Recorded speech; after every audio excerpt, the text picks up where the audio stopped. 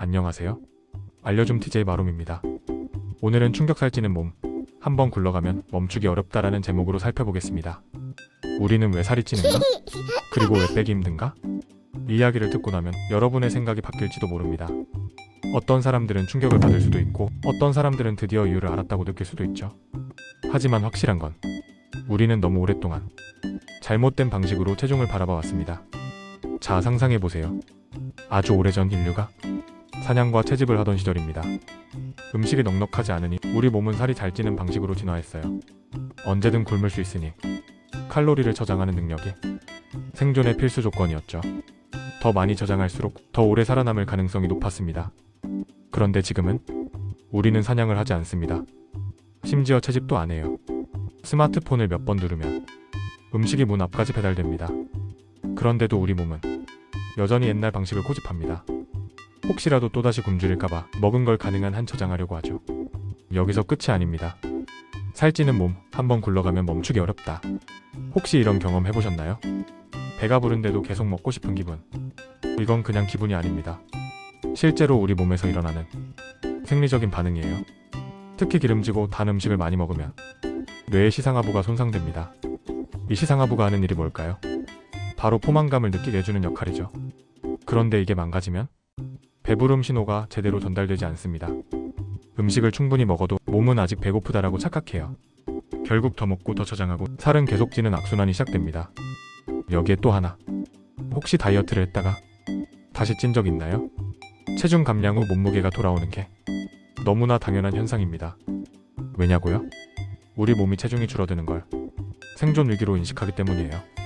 몸은 최대한 에너지를 아끼려고 대사율을 낮추고 배고픔을 느끼게 하는 호르몬 그렐린을 폭발적으로 증가시킵니다.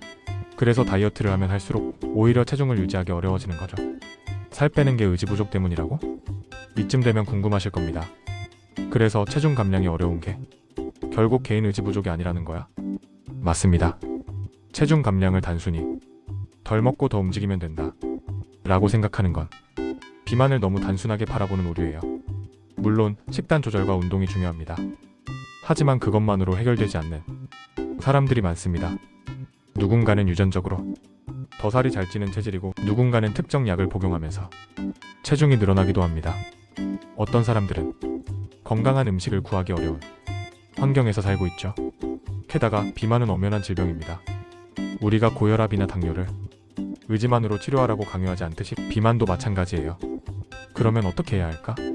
다행히 이제는 과거보다 더 나은 해결책이 존재합니다.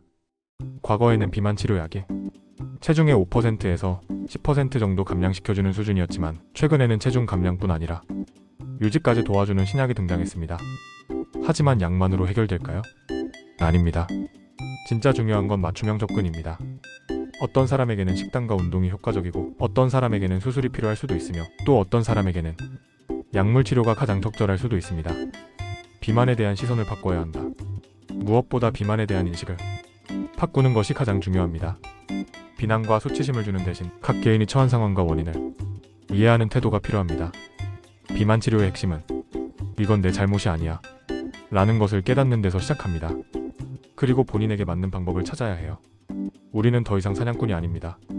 하지만 여전히 우리 몸은 사냥꾼 시절의 본능을 가지고 있어요. 이제는 21세기에 맞게 새로운 방식으로 대응해야 합니다. 비만 치료는 단순히 살을 빼는 문제가 아닙니다. 어떻게 하면 건강하게 살 수 있을까? 라는 질문으로 접근해야 합니다. 그게 바로 우리가 지금부터 시작해야 할 이야기입니다. 지금까지 알려줌이었습니다.